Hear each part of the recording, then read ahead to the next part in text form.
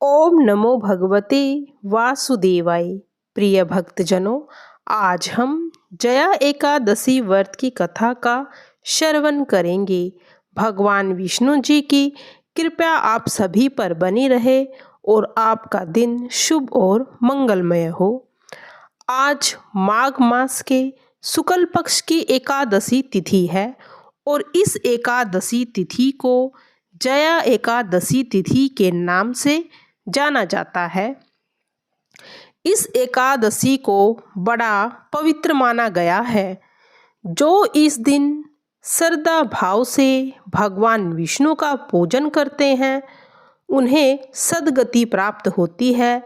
व्रत के प्रभाव से व्रती को कभी भी पिशाच अर्थात भूत प्रेत की योनि प्राप्त नहीं होती। इसके अलावा उसके समस्त पाप नष्ट हो जाते हैं। भगवान श्री कृष्ण जी ने स्वयं कहा था कि इससे अधिक उत्तम पापनाशिनी और मोक्षदायिनी एकादशी भी नहीं है। जो मनुष्य पूर्ण श्रद्धा भक्ति भाव से जया एकादशी का व्रत करता है, उनकी सभी इच्छाएं पूरी होती है और उनके सभी दुख कट जाते हैं। जिसने भी इस व्रत को कर लिया, समझो उसने सब यज्ञों का दानों का पुण्य प्राप्त कर लिया, सब तीर्थों में स्नान कर लिया, उसे सब फल की प्राप्ति होती है।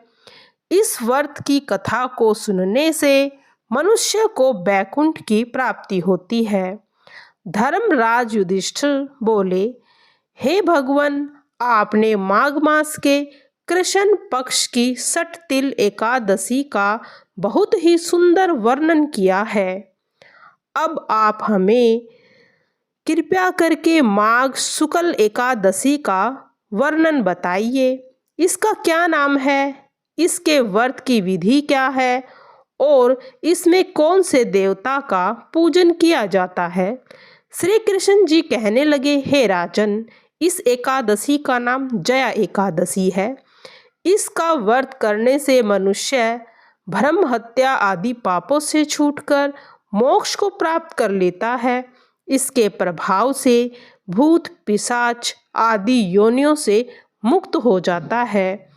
इस व्रत को विधि पूर्वक करना चाहिए। अब मैं तुमसे पद्म पुराण में वर्णित इसकी महिमा की कथा सुनाता हूँ। देवराज इंद्र स्वर्ग में राज करते थे और अन्य सब देवतागण सुखपूर्वक स्वर्ग में रहते थे। एक समय इंद्र अपनी इच्छा अनुसार नंदन वन में अप्सराओं के साथ विहार कर रहे थे और गंधर्व गाना गा रहे थे। उन गंधर्वों में प्रसिद्ध पुष्पदत्त तथा उसकी कन्या पुष्पवती और चित्रसेन तथा उसकी स्त्री मालिनी भी उपस्थित थे। साथ ही मालिनी का पुत्र पुष्पवान और उसका पुत्र माल्यवान भी उपस्थित था।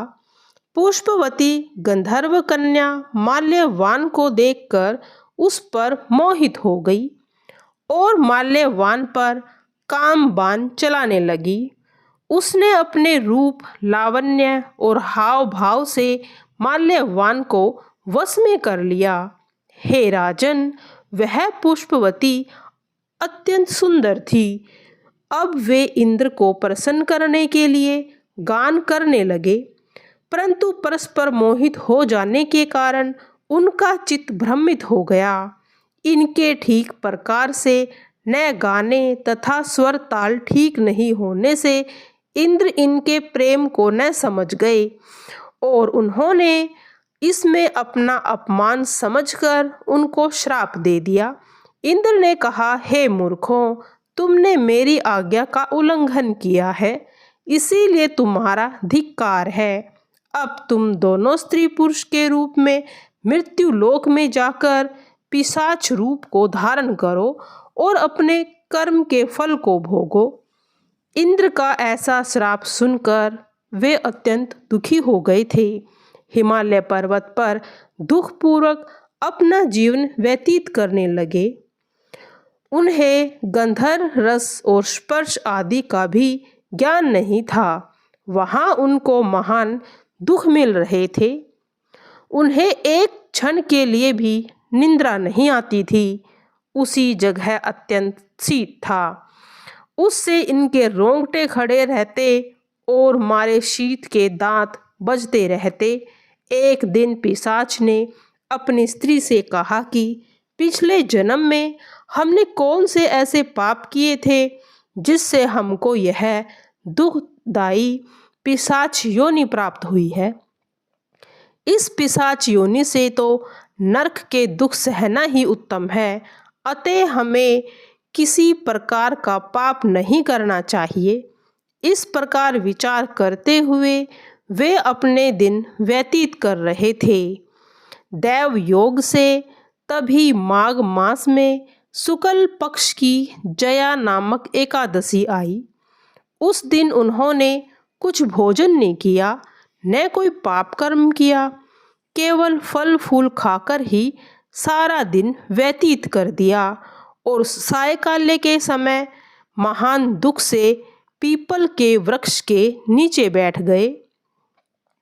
उस समय सूर्य भगवान अस्त हो रहे थे। उस रात को अत्यंत ठंड थी, इस कारण वे दोनों शीत के मारे अति दुखित होकर मृतक के समान आपस में चिपटे हुए पड़े रहे। उस रात्रि को उनको निद्रा नहीं आई। हे राजन, जया एकादशी के उपवास और रात्रि के जागरण से दूसरे दिन प्रभात होते ही उनकी पिशाच योनि छूट गई। अत्यंत सुंदर गंधर्व और अप्सरा की देह धारण कर सुंदर वस्त्र आभूषणों से अलंकृत होकर उन्होंने स्वर्ग लोक को प्रस्थान किया। उस समय आकाश में देवता उनकी स्तुति करते हुए पुष्प वर्षा करने लगे। स्वर्ग लोक में जाकर इन दोनों ने देवराज इंद्र को प्रणाम किया। इंद्र इनको पहले रूप में देखकर अत्यंत आश्चर्यचकित थे और पूछने लगे कि तुमने अपनी पिशाच योनि से किस तरह छुटकारा पाया, विस्तार पूर्वक मुझे बतलाओ। माल्यवान बोले, हे देवेंद्र, भगवान विष्णु की कृपा और जया एकादशी के व्रत के प्रभाव से ही हमारी पिशाच योनि छूटी है। तब इंद्र बोले कि हे माल्यवान, भगवान की कृपा और एकादशी का व्रत करने से न केवल तुम्हारी पिशाच योनि छूट गई, वरन हम लोगों के भी वंदनीय हो गए हो, क्योंकि भगवान विष्णु और शिव के भक्त हम लोगों के वंदनीय हैं। अतः आप धन्य हैं। अब आप पुष्पवती के साथ जाकर विहार करो। भगवान श्री कृष्ण जी कहने लगे, हे राजा युधिष्ठिर, इस जया एकादशी के व्रत के प्रभाव से बुरी योनि छूट जाती है। जिस मनुष्य ने इस एकादशी का व्रत किया, उसने मानो सब यज्ञ, जप, तप, दान आदि कर लिए हैं। जो मनुष्य इस एकादशी का व्रत करते हैं, वे अवश्य ही 1000 वर्षों तक स्वर्ग में वास करते हैं। उन्हें बैकुंठ की प्राप्ति होती है और उनके सभी दुख कष्ट समाप्त हो जाते हैं और विष्णु जी की कृपा उन सभी पर बनी रहती है। प्रिय भक्तजनों, आइए सुनते हैं अब एकादशी व्रत की दूसरी कथा। किसी गांव में एक ब्राह्मण रहता था। उनके घर में 4 लोग थे। वो लोग ब्राह्मण, उनकी पत्नी ब्राह्मणी, उनका पुत्र और उनकी पुत्रवधू बड़ी ही साध्वी और भक्त थी, जिसका नाम था सखुबाई। वह बचपन से ही संत महात्माओं का संग लेकर निरंतर भगवान श्री कृष्ण के चिंतन में मग्न रहती थी। जैसे गाय कसाई के चक्कर में फंस जाए, वैसे ही साध्वी सखुबाई की शादी ऐसे परिवार में हुई जहां उनकी सास, ससुर और पति तीनों उनके विरुद्ध थे। उनकी सास उन्हें थप्पड़ मारती थी, गालियां भी दिया करती थी। उनके परिवार में सब उनके भजन के विरुद्ध थे, लेकिन सखूबाई ने कभी किसी से कुछ नहीं कहा। उनके पति भी उनके अनुकूल नहीं थे। सखूबाई को बहुत कष्ट दिया जाता था, लेकिन वह हर पल के लिए भगवान का स्मरण करती थी। उन्होंने इतनी प्रतिकूलता के बाद भी तीनों से कभी द्वेष नहीं किया। उनका जीवन कष्टदायक था, पर उन्होंने कभी किसी से कठोर वचन न बोले। जो मान अपमान, लाभ हानि, जय पराजय, सुख दुख को समान भाव से सहते हुए भगवत का स्मरण करती थी, भगवान उसके अधीन हो जाते। सखूबाई को उनके परिवार वाले बहुत सताते थे। सखूबाई को पीटा जाता, गालियां दी जाती थी और क्लेशात्मक व्यवहार किया जाता था, लेकिन सखूबाई के हृदय में विट्ठल ऐसे बसे थे, इसका उनके ऊपर कोई भी प्रभाव नहीं पड़ता था। सखूबाई को पटे पुराने कपड़े पहनने को मिलते थे, रूखा सूखा खाने को मिलता था, प्रति क्षण डांट पिटाई होती थी, लेकिन वह हर समय श्री कृष्ण जी के चिंतन में लीन रहती थी। सखूबाई की दशा पर गांव की स्त्रियां पुरुष को बहुत तरस आता था, पर किसी की हिम्मत नहीं होती थी कि कोई उनके परिवार को समझा सके। सखूबाई मन ही मन भगवत कृपा का अनुभव करते हुए सोचती कि कितने कृपालु हैं श्री कृष्ण। यदि मेरे पति सास ससुर मुझसे प्यार करते तो श्री कृष्ण के प्यार में बाधा पड़ जाती। एक दिन किसी पड़ोसन ने सखूबाई को घर में आता देखा, न ही कोई दूसरा तुम्हारा सहयोग करता है। सखूबाई ने मुस्कुराते हुए कहा, जानती हो मेरा मायका कहाँ है? पंढरपुर में। और मेरे मायके वाले कौन हैं? जानती हो, विट्ठल और रुक्मणी जी। सखूबाई आगे कहती, सखी उनका बड़ा परिवार है, असंख्य संतानें हैं। मुझे लगता है कि वो असंख्य संतानें की व्यवस्था में मुझे भूल गए हैं, इसलिए मुझे गरीब की खोज खबर लेने वो नहीं आ पा रहे हैं, पर उनकी कृपा मुझ पर बहुत है। पंढरपुर महाराष्ट्र का एक प्रसिद्ध धाम है, जहाँ एकादशी का बड़ा मेला लगता है, जिसमें भगवान श्री विट्ठल जी के दर्शनों के लिए लाखों नर नारी दूर दूर से कीर्तन करते हुए, नृत्य करते हुए उत्साहपूर्वक पंढरपुर की यात्रा करते हैं।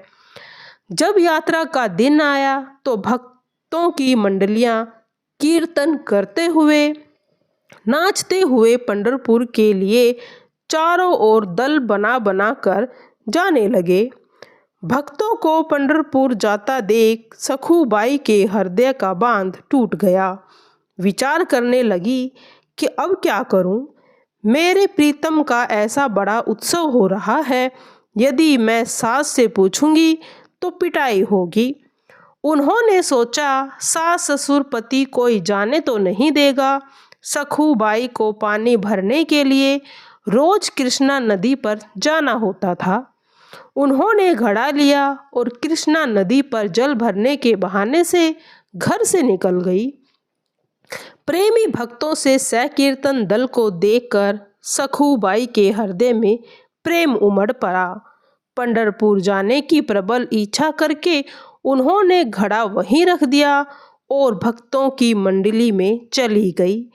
और जाते हुए एक पड़ोसन ने उसे देख लिया और दौड़कर उसने उसकी सास को बताया कि उनकी बहू संतों की मंडली के साथ भाग गई। अब सास और पति ने बड़े बड़े डंडे निकाले और उन्होंने सखूबाई को रोकने के लिए दौड़ लगाई। उन्होंने देखा तो सखूबाई अपने प्रीतम के दर्शन करने की विशेष इच्छुक थी और भक्तों के बीच में भगवत प्रेम में उन्मत्त हो रही थी। उनकी सास ने उनके बाल पकड़े और घसीट के उन्हें बाहर ले आई और वहीं डंडे से मारना शुरू कर दिया। घर ले जाकर तीनों ने मिलकर उनकी पिटाई की। सखूबाई सिर्फ हे विठल, हे कृष्ण, हे गोविंद कहती रही। उनकी सास ने कहा, यह तो मामूली मार है, इससे ये मरने वाली नहीं है और ना यह मानने वाली है। इसे ऐसा पीटो कि ये चलने के लायक ना रहे, वरना ये फिर से भाग जाएगी और पंढरपुर की यात्रा करेगी। अभी 2 सप्ताह है पंढरपुर की यात्रा में, इसको जकड़ करके खंबे से बांध दो और 2 सप्ताह तक इसे रोटी पानी मत देना और रोज इसकी पिटाई करो, तब ये मानेगी। सास की आज्ञा पर सखूबाई को उनके पति और ससुर ने बांध दिया और उनकी पिटाई की और उन्होंने भोजन भी बंद कर दिया। उनके हृदय में ये दुख नहीं था कि मुझे यहाँ बांध दिया गया, मुझे मारा गया या मुझे गाली दी गई। उनके हृदय में बस यही पीड़ा थी कि हे कृष्ण, आपके भक्तों के बीच मुझे कितना सुख मिलता है। पहली बार जीवन में भक्त मंडली में मुझे नाचने को मिला। मैं आपके दर्शन करने के लिए जा रही थी, परंतु मेरी इतनी सामर्थ्य नहीं है कि मैं इस जन्म में इस नरक से निकल सकूं। हे करुणा निधान, क्या ऐसा नहीं हो सकता कि मैं इस जन्म में आपके दर्शन पाकर कर जाऊं? क्या मैं आपके मंदिर में जाकर आपके भक्तों के बीच में नहीं नाच सकती क्या? सखूबाई आंसू बहाते हुए कह रही थी, हे कृष्ण, ऐसा कुछ उपाय करो कि मैं आपके दर्शन कर सकूं। मैं बहुत पतित हूँ, दीन हूँ, मेरी सामर्थ्य नहीं है कि मैं आप तक आ सकूं। हे प्रभु, आप कृपा करो। बहुत सुंदर अवसर मिला है, भक्तों की मंडलियां जा रही है आपके दर्शन के लिए। ऐसा अवसर बार बार नहीं आएगा। हे नाथ, आप कृपा करो, तभी दर्शन हो सकते हैं। मेरा सामर्थ्य नहीं कि मैं इनके चंगुल से छूट सकूं। तब भक्त तकलीफ में हो तो श्री हरि को चैन कैसे पड़ सकता है?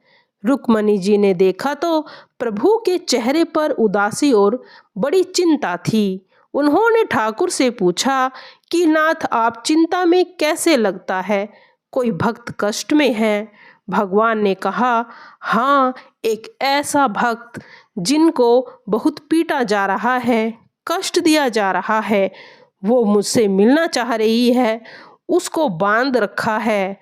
आपको थोड़े दिन के लिए हमें विरह सहन करना पड़ेगा, क्योंकि हमें कुछ दिन वहाँ रहना पड़ेगा, तभी बात बनेगी। रुक्मणी जी से ऐसा कहकर प्रभु तत्काल सखूबाई के समीप चले गए। प्रभु ने एक सुंदर नवयुवती का रूप धारण किया और बोले, सखूबाई, मैंने सुना है तुम पंढरपुर जाना चाहती हो, चलोगी मेरे साथ पंढरपुर? सखूबाई ने आंखें खोली और कहा, सखी, मुझ पापिन के भाग्य में ऐसा कहाँ कि मैं भक्त मंडली के साथ पंढरपुर जाऊं। तुम देख तो रही हो मेरी दशा। स्त्री रूपी ठाकुर जी ने कहा, बाई, तुम जानती नहीं हो, मैं तुम्हें बहुत समय से जानती हूँ। तुम्हारे बारे में मैंने तुम्हारी भक्ति के बारे में बहुत कुछ सुन रखा है। तुम मेरी बहुत प्रिय सखी हो, उदास मत हो। मैं जिसकी सखी होती हूँ उसको मैं कभी उदास नहीं देख सकती। मैं तुम्हारी रस्सी खोल देती हूँ, तुम भागो और जाओ मंडली के साथ। सखूबाई ने कहा, मेरी सांस फिर पकड़ लेगी। स्त्री वेशधारी प्रभु बोले, बिल्कुल नहीं, इसकी तुम चिंता मत करो। ठाकुर जी ने सखूबाई को निकाला और स्वयं सखूबाई का रूप धारण करके रस्सी में बंध गए। जिनका नाम स्मरण करने से माया का बंधन टूट जाता है, जिसको पाना बड़े बड़े योगियों के लिए दुर्लभ है, वही भगवान अपनी भक्त सखूबाई के लिए एक साधारण स्त्री की तरह बंध गए। ठाकुर जी चुपचाप चाटे खा रहे हैं। ठाकुर जी को कई दिनों से भोजन नहीं मिला, पानी नहीं मिला। रोज उनकी पिटाई भी हुई। 14 दिन बीत गए। प्रभु बंधे रहे, रोज डंडा और गालियां खा रहे हैं। उनके पति को उन पर दया आई तो उन्होंने सखूबाई के रूप में जो ठाकुर जी से बंधे थे उनको खोल दिया। पति की आज्ञा के अनुसार सखू रूपी श्री भगवान ने स्नान किया, फिर रसोई बनाई और सबको भोजन खिलाया। भोजन पाने के बाद तीनों के हृदय में प्यार उमड़ पड़ा। सखू रूपी भगवान ने अपनी सेवा और सुंदर व्यवहार से पति, सास और ससुर तीनों के स्वभाव को बदल दिया। अब तीनों सखूबाई स्वरूप श्री भगवान से बहुत प्यार करने लगे। उधर सखूबाई पंढरपुर पहुँच के कीर्तन करते हुए नाच रही थी। प्रभु के प्रेम में वो इस बात को भूल गई कि मेरी जगह कोई सखी बंधी हुई है। आनंद विभोर हुई सखूबाई ने चंद्रभागा नदी में स्नान करके मंदिर के अंदर प्रवेश किया। वो मंदिर में जाकर श्री हरि के दर्शन करके आनंद सिंधु में डूब गई। सखूबाई का प्रभु में ऐसा मन लगा कि उन्होंने प्रभु के सामने प्रतिज्ञा कर ली थी कि जब तक शरीर में प्राण रहेंगे मैं पंढरपुर की सीमा के बाहर नहीं जाऊंगी। उन्हें क्या पता था कि उनके बंदले पंढरीनाथ वहां बंधे हुए थे। सखूबाई के सामने भगवान का वो स्वरूप प्रकट हुआ जो सखूबाई विठ्ठल हो गई और भगवान के सौंदर्य के दर्शन में इतना मुग्ध हो गई कि उनके प्राण छूट गए। एक ब्राह्मण उस मंडली में आया था और उसने सखूबाई की लाश को देखा। उसने साथियों को बुलाया और सबने मिलकर सखूबाई के शरीर का अंतिम संस्कार किया। इधर रुक्मणी जी ने विचार किया कि ठाकुर जी कहाँ गए, कुछ दिनों में वापस आ जाऊंगा, लेकिन आज तक वापस नहीं आए।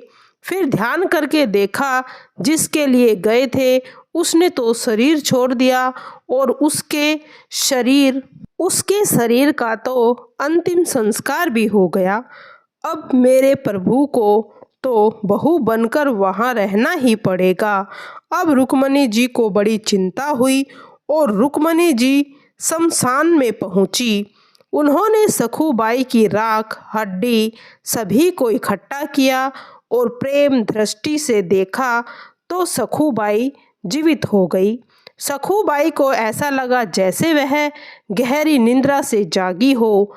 रात को स्वप्न में रुक्मणी जी ने सखूबाई से कहा, देखो पुत्री, तुम्हारा प्रण पूरा हुआ। तुमने कहा था जब तक इस शरीर में प्राण रहेंगे मैं पंढरपुर की सीमा के बाहर नहीं जाऊंगी। तुम्हारा वह शरीर तो जल गया, अब तुम लौट जाओ। मेरे प्रीतम तुम्हारे रूप में तुम्हारे घर पर हैं। रुक्मणी जी का आदेश पाकर सखूबाई आनंद मग्न होकर 2 दिन बाद यात्रियों के साथ वापस लौट आई। सखू को आता देख सखू वेशधारी भगवान पंढरीनाथ जो वहां बहू के रूप में थे, उन्होंने सोचा कि अगर यहाँ आ गई और मैं यहाँ रहा तो गड़बड़ हो जाएगी। ठाकुर जी ने तत्काल सास से कहा, मैं पानी लेने जा रही हूँ।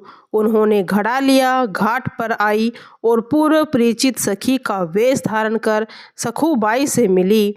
उन्होंने देखते ही सखूबाई को सारी बातें याद आ गई। सखूबाई ने दौड़कर उनको अपने हृदय से लगाया और कहा, सखी, आपकी कृपा से ही तो मैं पंढरपुर जाने का मौका मिला था। मुझे मेरे ठाकुर जी के दर्शन हुए। उनके चरणों को पकड़ लिया और बोली, बहन, मैं तुम्हें बहुत कष्ट में भोगना पड़ा मेरी वजह से। ठाकुर जी ने कहा कि तुम चिंता मत करो, तुम सुखी हो गई हो ना। सखूबाई ने कहा, हाँ सखी, ठाकुर जी ने मुझे कोई कष्ट नहीं हुआ। यदि मुझे सुख मिला तो हर कष्ट मेरे लिए सुखमय हो गया। तुम ये घड़ा लो, इसमें जल भरो और जाओ। सखूबाई घड़ा भरकर अपने घर गई और ठाकुर जी अंतर्ध्यान हो गए। सखूबाई घड़ा उठाकर घर पहुंची तो सास काम में लग गई। सखूबाई को सास ससुर के बदले हुए स्वभाव को देखकर आश्चर्य हुआ। दूसरे दिन वो ब्राह्मण जिसने सखूबाई के शरीर का अंतिम संस्कार किया था वापस आया और उसने सखूबाई के घर पहुंचकर कहा कि मैं एक खबर देने आया हूँ। तुम्हारी बहू पंढरपुर गई थी, वहाँ ठाकुर जी के दर्शन करके उसके प्राण निकल गए और हमने सबके शरीर लेकर उसका अंतिम संस्कार कर दिया। परिवार वालों ने कहा कि हमारी बहू तो घर के अंदर ही है। आवाज़ लगाई, सखूबाई आ गई। सखूबाई को देखकर ब्राह्मण के होश उड़ गए। ब्राह्मण के बहुत कहने पर उन्होंने सखूब को कि हमने तो तुम्हें यहाँ बांध कर रखा था, लेकिन ये कहते हैं कि तुम पंढरपुर में गई और वहाँ मर गई। कैसी बात है ये? सखूबाई ने कहा, ये जो कह रहे हैं बिल्कुल सत्य है। जिस समय आपने मुझे बांध रखा था उसी समय कोई नवयुवती स्त्री आई थी और मेरी सहायता की और मुझे खोल दिया। मैं भक्तों के साथ पंढरपुर गई और वहाँ बंधी रही। मुझे तो वहाँ भेज दिया और स्वयं उसका प्रतिकूल व्यवहार सहती रही। मैं पंढरपुर गई थी, वहाँ एक दिन मैं बेहोश हो गई। बाद में मुझे मालूम हुआ मैं मर गई थी और मेरा शरीर को जला दिया गया था, पर रुक्मणी जी ने मुझे फिर से जिंदा कर दिया और वापस भेज दिया। जब मैं नदी के पास आई तो वह युवती जिसने मुझे खोला था मुझे घड़ा देकर चली गई। आप लोग जानते हैं कि वो युवती कौन थी? सास ससुर और पति ने कहा, हमें पता नहीं। सखूबाई ने कहा, जब वो चली गई तो मुझे पता चला कि वो मेरे पांडुरंग विठल ही थे। आप लोगों का बड़ा सौभाग्य था जो आपको मेरे इष्ट देव के दर्शन हो गए। यह सुनते ही सखूबाई के सास ससुर और पति उनके चरणों में गिर पड़े और कहा कि हमने तुम्हें पहचाना नहीं। हमारे घर में एक ऐसी भक्त परम साध्वी रहती है जिसके अधीन श्री भगवान कृष्ण। हमने तुम्हें बहुत सताया, हम पर कृपा करो। अंत में सखूबाई ने सास ससुर और पति को भक्ति का उपदेश दिया। तीनों भजन परायण होकर सखूबाई की कृपा से भगवत धाम को प्राप्त हुए। यदि कोई उपासक भक्ति मार्ग में आगे बढ़ रहा है और उसके जीवन में प्रतिकूलता आए तो उसे आनंदित होना चाहिए कि जब हरि जल्दी ही आने वाले हैं। जब जब प्रतिकूलता किसी भक्ति के जीवन में